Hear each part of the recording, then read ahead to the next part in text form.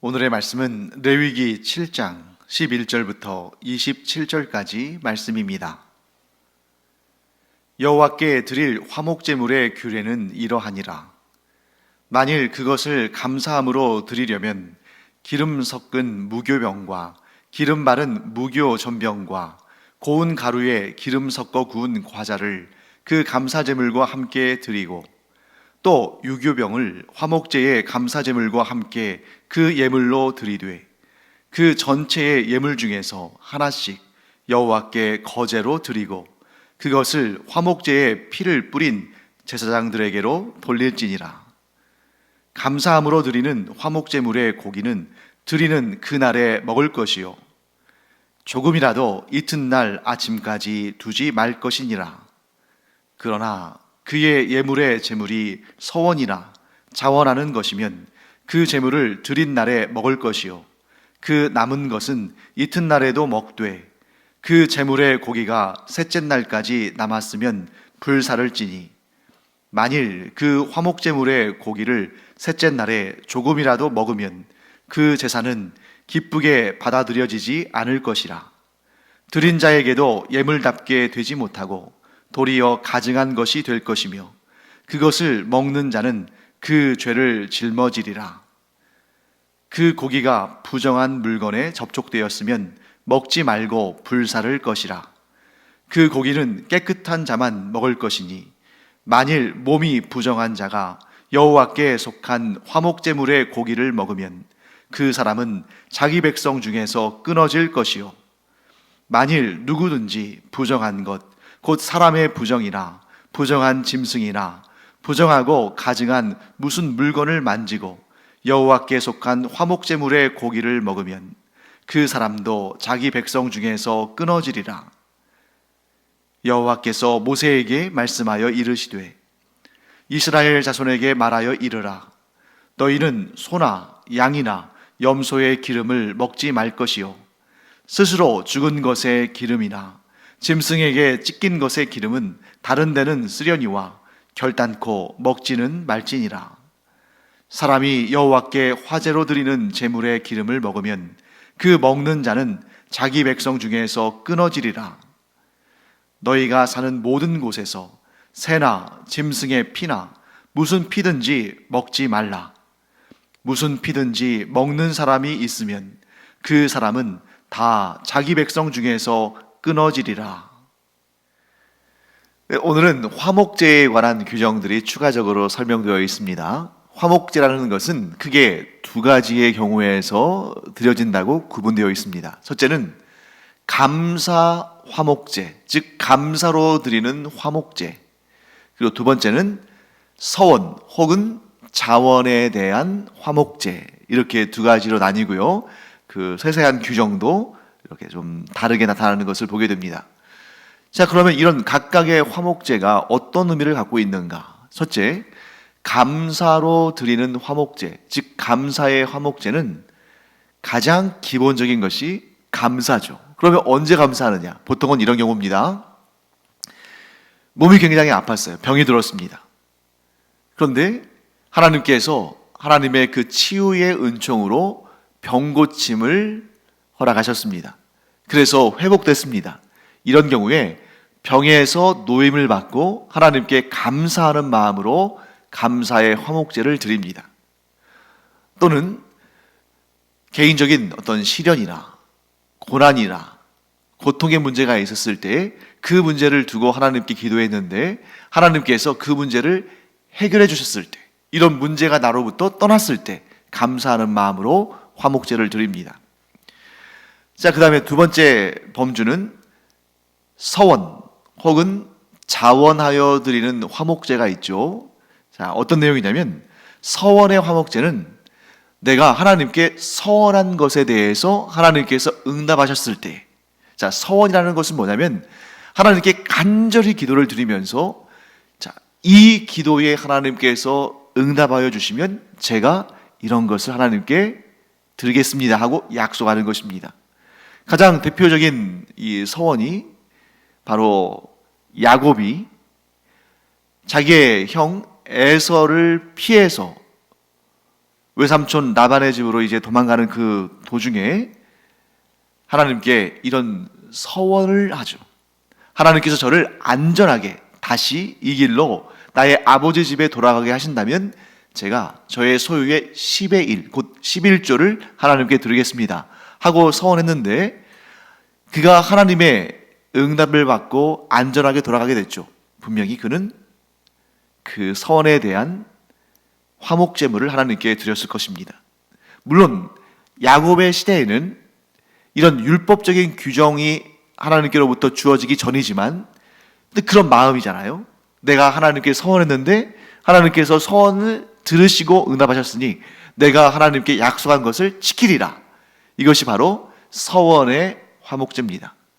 자, 그러면 자원의 화목제는 무엇인가? 자원은 아주 간단해요. 서원의 화목제에서 뭐만 빼면 되는 것입니까? 약속만 빼면 되는 거죠.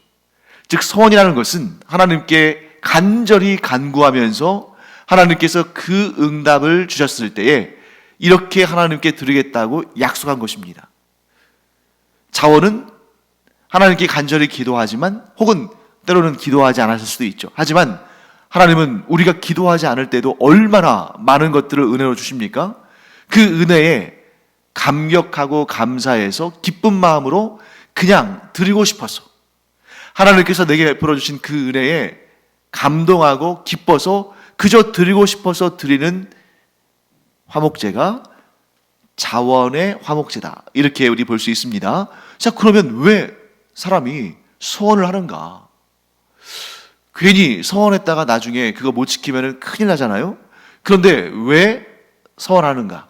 서원에 대해서는 하나님의 응답이 더 빠르기도 하고 강하기도 한 그러한 역사들을 우리가 성경에서 보게 됩니다. 그러니까 어떤 경우는 우리가 기도할 때도 간절히 기도하는 그런 경우가 있지만, 근데 어떤 경우에는 정말 모든 것을 다 쏟아내면서 정말 지극히 간절한 마음으로 기도할 때가 있잖아요. 보통 그럴 때 서원 기도를 하고 그 서원에 하나님께서 응답하실 때에 그는 이 응답은 반드시 하나님께로부터 온 것이라는 것을 고백하면서 서원한 그 약속을 지켜야 되는 것입니다. 그것이 바로 서원의 화목제가 되는 것이죠. 자, 그런데 감사의 화목제와 그 다음에 서원 그리고 자원의 화목제 사이에는 좀 차이가 있는 것 같아요. 왜냐하면 오늘 본문의 말씀을 우리가 읽어보면 정확히 그런 규정이 나와 있는 건 아니지만 그 내용을 따라 볼 때 무엇을 우리가 깨달을 수가 있냐면, 감사의 화목제에 대해서는 소제에서 드리는 것과 비슷한 내용들이 등장하죠. 예를 들면 기름을 섞어서 반죽해서 만든 무교병, 오늘날로 말한다면 그냥 이스트를 넣지 않은, 즉 누룩을 넣지 않은 빵인 거죠. 그들의 주식 중에 하나죠. 물론 보통 때는 누룩을 넣어서 먹습니다만, 특별한 경우에 또 뭐 유월절, 무교절이라 할지, 또 성소에 드리는 그러한 떡, 즉 빵인 경우에는 무교, 즉 누룩을 넣지 않은 빵을 만들죠. 그리고 기름을 발라서 만든, 즉 기름을 바른 상태로 전병처럼 구워내는 그러한 무교전병, 또 기름을 섞어서 굽는 과자, 우리식으로 말한다면 약간 쿠키 같은 거예요. 단지 이제 발효를 시키지 않은 거죠. 이런 것들을 함께 드리도록 되어 있습니다. 즉 감사의 화목제는 그러한 무교병, 무교전병, 무교과자, 이런 것들을 좀 세트로 해서 함께 드리게 되어 있어요. 반면에 서원과 자원의 화목제에는 그러한 규정을 말씀하고 있지 않는 것을 볼 때, 그것은 서원과 자원의 화목제에서는 요구되지 않은 것 같다. 즉 짐승의 제물만 드리고 이러한 소제, 곧 곡식의 가루로 만든 이러한 제물은 드리지 않은 것 같다. 이렇게 우리가 좀 정리할 수가 있겠습니다. 그래서 여기서 또 한 가지 중요한 부분을 함께 볼 수 있어요. 자, 화목제나 이제 그 화목제에 있어서 서원이나 자원에 관한 화목제는 보통은 좀 개인적인 그런 기도와 관련되어 있죠.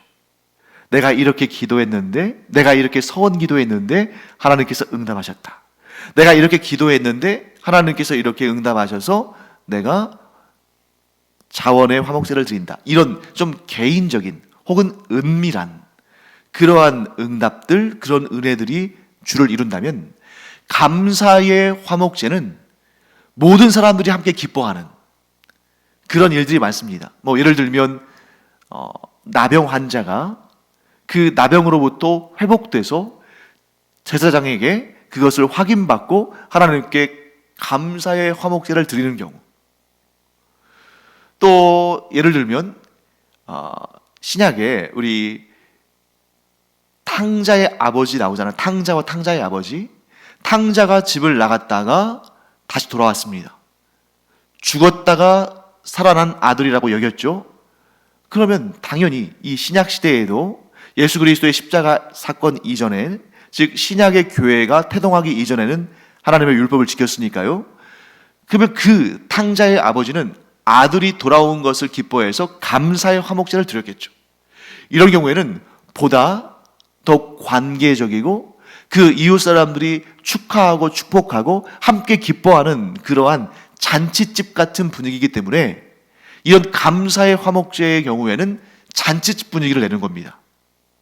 그러니까 내가 기도 응답 받았다고 해서 물론 잔치를 할 수 있습니다만, 내 서원 기도에 대한 응답, 또 내가 기도한 것에 하나님께서 응답하신 것에 대해서 자원하여서 자원하여서 화목제를 드릴 때는 좀 자기 가족 중심이라면 이건 좀 보다 넓은 개념이죠. 그렇기 때문에 이런 경우에는 잔치집처럼, 그래서 무교병도 만들어 오고 무교 전병도 만들어 오고 무교 과자도 만들어 오고 해가지고 이렇게 더 풍성하게 하는 것을 보게 됩니다. 자, 그 다음에 화목제물의 고기를 먹는 방법에 대해서 나옵니다. 자, 화목제라는 것은 하나님과 제사를 드리는 사람과 그 제사를 집례한 제사장과 또한 이 화목제를 드리는 사람의 가족들, 가까운 이웃들이 함께 나누는 그러한 제사이기 때문에 이 화목제물의 가장 중요한 어떠한 그런 단계는 그 일부를, 예를 들면 고기의 일부, 또 이런 무교병, 무교전병, 무교과자의 하나씩 이렇게 거제라는 것은 든다는 거예요. 든다. 거제, 요제 이런 내용들이 나올 겁니다. 제사의 방식인데, 화제는 불태워 드리는 것, 거제는 들어서 표시하는 것, 요제는 흔드는 것, 이런 방식들이 나오는데 나중에 또 한번 우리 공부할 기회가 있을 겁니다. 그래서 거제로 들어서 하나님께 표시한 다음에 그거를 태워서, 즉 화제로 하나님께 드리고, 그 외에 나머지는 사람들에게 돌아가는 거예요. 그러니까 일부는 그 화목제를 집례한 제사장에게, 그리고 일부는 화목제를 드린 사람과 그의 가족들에게 이렇게 분배가 돼서 그들이 함께 먹고 즐기는 것입니다. 왜? 잔치집의 분위기가 나니까. 그래서 여러분들이 오늘 본문을 꼼꼼히 읽으신 분들은 아시겠습니다만, 이 감사의 화목제를 드릴 때 무교병, 무교전병, 무교과자 등장하는데, 여러분들이 굉장히 의아하게 생각할 만한 그러한 품목이 하나 있습니다. 그게 뭐냐면 유교병이에요. 유교병. 자, 하나님께서 거룩한 성전에 혹은 성소에 하나님께 바쳐 드려지는 그러한 떡, 이스라엘 사람들의 빵이죠, 를 말씀하실 때는 전병도 마찬가지고 과자도 마찬가지고 누룩을 넣지 말아라 이렇게 말씀하시는데, 누룩을 넣은 유교병을 들을 때가 있다는 거죠. 어느 경우에? 여기 단 한 번, 감사의 화목제의 경우에. 그러면 이때는 어떻게 했을까? 감사의 화목제로 드려지는 이 유교병을 어떻게 했을까? 그것을 하나님께 태워드렸을까요? 아닙니다. 누룩이 들어가고 꿀이 들어간 것은 하나님께 태워드리지 못해요. 그러면 어떻게 했겠어요? 이것은 사람들이 잔치하는 마음으로 함께 나누어 먹겠죠. 그런데 무교병, 즉 누룩이 들어가지 않은 것은 성소, 이 성막 뜰에서 먹을 수가 있는데, 유교병, 즉 누룩이 들어간 것은 이 성막 뜰에서 먹으면 안 되고 성막 밖으로 가지고 나와서 집에서 먹어야 되는 겁니다. 그런 규정들이 이제 철저하게 지켜지는 거죠. 자, 그리고 화목제물의 고기를 먹는 방법에 대해서도 하나님께서는 아주 세밀하게 규정을 두셨습니다. 자, 감사의 화목제는 하나님께 그 고기의 일부를 화제로 태워드린 다음에 나머지는 제사장 혹은 그 제사를 드린 사람과 그의 가족들이 잔치하는 마음으로 먹을 수 있게 되는데, 그런데 그 고기를 먹지 못하는 경우들이 생긴다는 거죠. 자, 그것은 뭐냐면 부정한 것에 닿았을 때, 이 고기를, 화목제의 고기를 이제 먹기 위해서, 왜냐면 이것은 잔치집의 그러한 음식처럼 먹을 수 있게 됐으니까 제사장이나 제사를 드린 사람이나 그 화목제의 자기의 분량을 할당받아서 성막 혹은 성전에서 가지고 나와서 자기 집에서 먹을 수 있는데, 나오는 길에 부정한 것에 접촉할 수 있다는 거죠. 이런 부정한 것들에 대해서는 이제 레위기 11장 이후에 아주 자세히 설명되어 있는데, 예를 들면 짐승의 사체, 또 부정한 짐승의 사체, 또 어떤 곤충의 사체, 또 부정하게 되어 있는, 지금 부정한 상태에 있는 사람, 이런 율법에 규정된 부정의 품목들에 접촉이 됐다면 그 화목제는 먹어서는 안 되고 다 불태워서 없애야 되는 것입니다. 그리고 화목제는 깨끗한 사람만 먹을 수 있다 라고 되어 있습니다. 자, 깨끗한 사람이다 라는 그런 내용은 그 사람이 뭐 몸을 깨끗이 씻었다 뭐 이런 개념이 아니라 율법에 저촉되지 않은, 즉 율법에 부정한 것이라고 규정되어 있지 않은 그런 상태의 사람들만 이 화목제를 먹을 수 있었다 하는 것입니다. 그런데 예를 들어서 자기가 지금 부정한 상태예요. 예를 들면 뭐 피부병이 좀 생겨가지고 제사장이 당신 지금 부정한 상태니까 좀 격리해라, 이런 경우가 있을 수 있고, 또 짐승의 사체에 접촉했다거나 곤충의 사체에 접촉했다거나 이런저런 율법에서 규정한 그러한 부정한 상태에 있는 사람들은 화목제를 먹을 수 없다, 이렇게 되어 있는 거죠.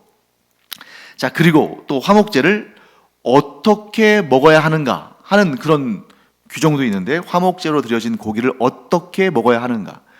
자, 감사의 화목제 같은 경우에는 그 감사의 화목제를 집례한 제사장, 그리고 그 제사를 하나님께 드린 사람과 그의 가족들이 함께 먹을 수 있는데 그날 먹어야 됩니다. 그날. 그런데 여기에서도 감사의 화목제와 또 서원과 자원의 화목제를 가릅니다. 서로 규정이 달라요. 그래서 감사의 화목제로 드려진 화목제물은 그날 먹어야 되고, 반드시 그날 먹어야 되고, 그런데 서원과 자원으로 드려진 화목제는 그 다음 날까지, 즉 이틀에 걸쳐서 먹을 수 있다.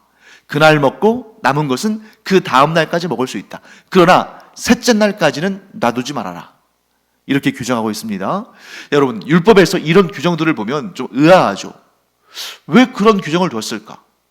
그러면 예를 들어서 그날 함께 다 먹어라 했다면 그냥 그렇게 밀고 나가면 되는데, 그렇게 통일하면 되는데, 왜 또 감사의 화목제는, 감사의 화목제물로 드려진 그 제물의 고기는 그날 다 먹어야 되고, 서원과 자원의 화목제로 드려진 제물의 고기는 또 그 이튿날까지 먹을 수 있도록 그렇게 하셨을까? 정확히 그 이유가 무엇이라고 본문에 나와 있으면 속 시원할 것 같은데 정확한 이유가 나와 있지 않잖아요. 그러니까 우리가 좀 추론할 수밖에 없습니다. 그런데 추론도 그냥 막 내 마음대로, 내키는 대로, 내 생각대로 그렇게 해서는 안 되고, 하나님의 말씀에 대한 우리의 추론은 전적으로 하나님의 말씀에 바탕을 두고 있어야죠. 지금 무엇을 가지고 나눴습니까? 감사의 화목제, 그리고 서원과 자원의 화목제. 자, 감사의 화목제는 어떤 의미를 갖는다고 했죠? 잔치집의 느낌을 갖는다고 했죠. 그래서 감사의 화목제를 드릴 때는 무교병, 무교전병, 무교과자에다가 심지어 유교병까지도 드리게 되어 있습니다. 그리고 그걸 나누게 되어 있죠. 자, 감사의 화목제는 잔치집과 같은 분위기다. 잔치는 많은 사람들이 함께 모여서 함께 기뻐할 때에 그 감사의 감격이, 그 감사의 감동이 가장 커지죠. 예를 들어서 잔치를 하는데 아침에 몇 명 오고 또 오후에 몇 명 오고 또 저녁에 몇 명 오고 또 그 다음날 몇 명 오고, 그러면 그 맛이 안 살잖아요. 그래서 여러분, 우리 장례를 집례할 때, 상이 났을 때는 뭐 아침에도 문상 오는 사람들이 있고 오후에 오는 사람들도 있고 밤에 오는 사람도 있고 그 다음날에 오는 사람도 있잖아요. 큰 문제가 안 됩니다. 와주는 게 감사한 일이죠. 그런데 잔치집은 그렇게 하기보다는, 예를 들어서 결혼식이나 또는 뭐 7순, 8순 잔치나, 이것은 시간을 딱 정해놓고 그 시간에 가급적이면 사람들이 다 모여서 함께 기뻐하고 함께 먹고 함께 즐거워하는 것이 그 기쁨을 최대치로 살리는 거죠. 그런 의미가 있지 않나, 저는 그렇게 생각합니다. 그래서 서원이나 자원의 화목제 같은 경우는 좀 잔치적인 분위기라기보다는 그냥 내 기도에 응답하신 하나님께 감사하는 그런 의미가 좀 한정되죠. 나 자신과 가족들. 그러다 보니까 어떻게 합니까? 그냥 그날 먹고 그 다음날까지도 먹고 할 수가 있는 거죠. 그렇지만 감사로 드리는 화목제는 잔치집의 분위기이기 때문에 최대한 짧은 시간에 함께 모여서 기쁨을 나누면서 떠들썩하게 같이 먹자, 이런 의미를 좀 담아놓지 않으셨을까 하는 그런 생각이 듭니다. 둘째로, 어쨌든 간에 이 감사의 화목제뿐만 아니라 서원과 자원의 화목제도 그렇게 긴 시간을 주신 것은 아니죠. 그 이튿날까지는 먹을 수 있지만 3일째는 반드시 불태워서 없애야 됩니다. 이렇게 시간 제한을 두신 이유가 뭘까? 저는 위생상의 문제도 있다고 봅니다. 이게 두 번째 이유겠죠. 오늘날처럼 뭐 냉동고에, 냉장고에 뭐 이러한 편리한 가전제품들이 있다면 뭐 이틀, 3일이 아니라 일주일 그 이상 둬도 상관이 없겠죠. 하지만 이 이스라엘 땅, 이 레위기는 지금으로부터 거의 한 3,500년 전에 주어진 하나님의 말씀, 기록된 말씀인데 그 당시에 어떻게 보관하겠어요? 그러니까 오래 놔두면 부패하고, 더군다나 이 화목제물 같은 경우는 번제처럼 다 태워서 드리는 것이 아니라 나눠 먹는 거잖아요, 사람들이. 그런데 이것을 며칠씩 놔두고 나눠 먹다가 고기가 부패해서 식중독이 발생하면 큰일이죠.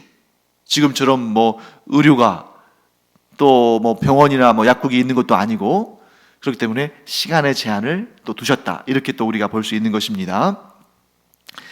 자, 마지막으로 우리 이것을 한번 살펴보고 마무리하겠습니다. 그런데 오늘 본문에 보면 하나님께서 두 가지를 먹지 말도록 금지하셨어요. 하나는 기름이고 또 다른 하나는 피입니다. 자, 하나님께서 뭐 고기는 먹으라고 하셨는데 기름과 피는 먹지 말라, 이렇게 말씀하셨어요. 그런데 거기에서도 또 나뉩니다. 기름은 하나님께 바쳐 드려진 제물, 뭐 그것이 번제든 속죄제든 속건제든 화목제든 어떤 제물이든 간에 하나님께 바쳐 드려진 그 제물, 그 짐승의 기름은 먹어서는 안 됩니다. 하지만 하나님께 바쳐 드려지지 않은 그러한 짐승, 예를 들면 집에서 가축을 잡았다든지 또 도축한 뭐 소나 양이나 염소를 판매한다든지, 그럴 때는 기름을 먹지 말라는 규정은 없어요. 기름 먹을 수 있습니다. 그러나 하나님께 바쳐 드려진 짐승, 곧 그 제물의 기름은 사람이 먹어서는 안 됩니다. 그런데 피는 또 달라요. 피는 하나님께 바쳐 드려진 짐승이든 아니면 집에서 먹기 위해서 잡았든 혹은 시장에서 파는 것을 샀든 피는 절대 먹어서는 안 됩니다. 하나님의 율법의 규정은 피는 절대 먹어서는 안 된다는 규정을 분명하게 두고 계셔요. 그럼 왜 기름과 피는 먹지 말도록 하셨을까? 고기는 먹게 하셨는데 왜 하나님께서 먹지 말도록 규정하실 때 기름과 피를 선택하셨을까? 일단 이게 아닌 것은 분명하죠. 기름과 피가 맛있어서 하나님께서 그것은 하나님만 드시려고 사람들이 먹지 못하게 하신 것은 아닌 것이 분명하죠. 왜? 하나님은 육신이 아니시기 때문에, 영이시기 때문에 이걸 음식을 드시고 그런 거 아닙니다. 미신을 섬기는 사람들이나 제사를 드리는 우리 토속에 그런 제사를 드리는 사람들은 자기의 조상들이 그 영들이 와서 음식을 먹는다고 생각할지 모르지만 하나님은 그런 음식을, 물질적인 음식을 드시는 분이 아니에요. 그렇기 때문에 기름을 하나님께 드릴 때도 그것을 태워서 그 향기를 흠양하신다. 즉 그 제사를 드린 자들의 마음을 받으시는 거죠. 저는 이렇게 생각합니다. 기름과 피를 하나님께서 먹지 말라고 금하신 것은 이것이 특별한 것이기 때문이다.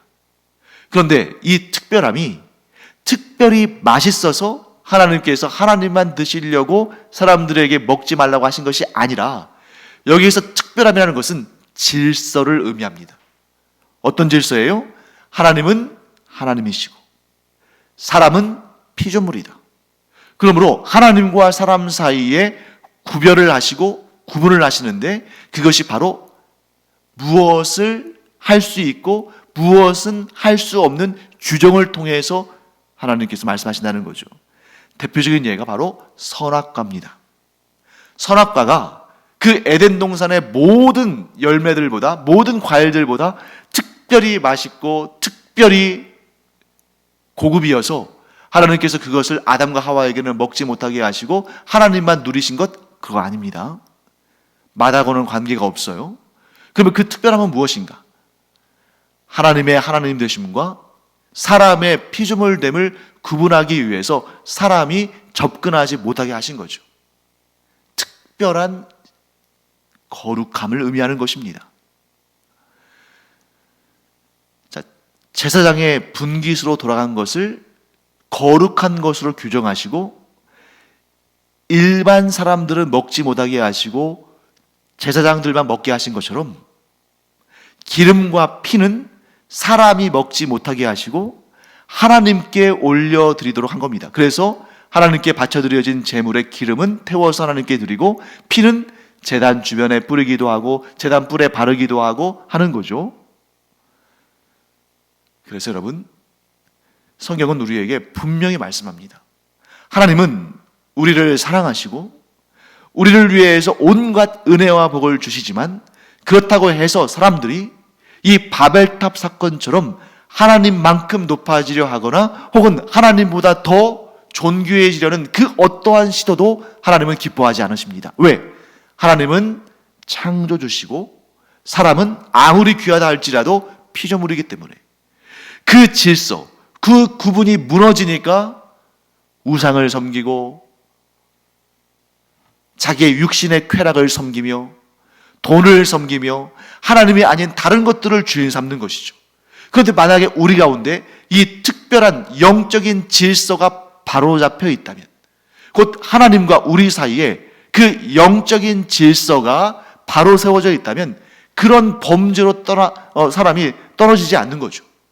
그런 죄악 가운데 시험받지 않는 것이죠. 그래서 기름과 피를 먹지 말라고 규정하신 것은 그것이 특별히 맛있거나 그것이 특별히 귀해서가 아니라 하나님과 사람 사이에 질서를 구별하시고 구분하신 것이다. 그런데 에덴 동산에서 아담과 하와가 하나님의 이 질서와 하나님의 이 구분을 무시하고 따르지 않고 순종하지 않고 선악과를 먹었을 때 그가 죄인이 되고 그 죄의 삭은 사망이 되는 그런 너무나 안타까운 일이 일어나게 됐습니다. 왜? 하나님의 권위를 인정하지 않고 순종하지 않고 도전했으니까. 이 기름과 피의 규정도 그러한 상황 가운데 있는 것입니다. 사랑하는 성도 여러분, 우리의 삶 가운데 어떻게 이 가르침을, 이 교훈을 적용할 수 있을까요? 나는 이 땅에서도 뿐만 아니라 천국에 가서도 하나님의 피조물이다. 그러므로 나는 이 땅에서도 천국에서도 영원토록 하나님을 섬긴다. 나는 온전히 하나님을 경배하고 예배하고 하나님만을 섬긴다. 이 생각에 변함이 없는 신실한 우리 모두 되기를 간절히 축원합니다. 우리가 이런 신실한 마음을 가지면 하나님은 기뻐하심으로 우리에게 모든 것을 주십니다. 하나님께서 그 기름과 피를 제외한 모든 것을 화목제물로 제사장과 그 제사를 드린 사람들에게 주지 않으십니까? 그 소 전체, 그 양 전체, 그 염소 전체에 비하면 그 기름과 피는 얼마 되지도 않는 거예요. 그리고 그것은 우리를 배부르게 하는 그런 식량도 아닙니다. 하나님은 정말 먹고 배부를 것들을 다 내어주셨어요. 그럼에도 불구하고 하나님께서 구별하여 두신 그 경계선을 넘는 것은 죄고 죄의 삭은 사망입니다. 그러므로 하나님을 하나님으로 섬기는 우리가 되기를 간절히 축원합니다. 기도하겠습니다. 하나님 감사합니다. 저희가 이 땅에서도 또한 하나님의 나라에서도 영원토록 하나님을 섬기며 하나님께 예배드리며 하나님께서 두신 그 거룩한 영적 질서를 지켜나가는 저희들 되게 하여 주시옵소서. 감사드리며 예수님의 이름으로 축복하며 기도합니다. 아멘. 기도하는 시간입니다. 여러분, 어떤 경우에도 하나님은 우리의 하나님이시기 때문에 우리는 온 마음 다해, 온 힘을 다해 하나님을 섬겨야 됩니다. 교만한 생각, 하나님의 자리를 탐하는 생각, 하나님보다 나를 더 높이 두고 싶은 생각, 하나님을 나의 유익을 위해서 이용하고 싶은 생각은 절대 우리가 가져서는 안 된다. 이 생각을 우리가 꼭 하면서 기도하기 바랍니다. 기도하겠습니다.